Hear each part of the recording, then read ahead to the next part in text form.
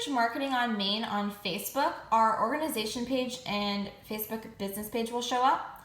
Give us a like so you get updates, and go to events so you can see our upcoming events.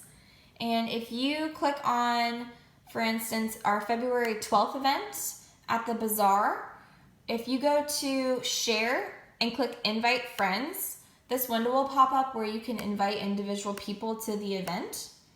Suggested is usually people living nearby you, like in Sarasota, for instance. If you go to events you've hosted, events you've attended, or any groups that you're in on Facebook, you get the option to select all, and that's how you can invite 20 or 100 or 200 people at a time. And then you'll click send invites. Facebook usually gives you 500 invites to start with. I sent quite a few, so I have 38 remaining. You'll see your ratio.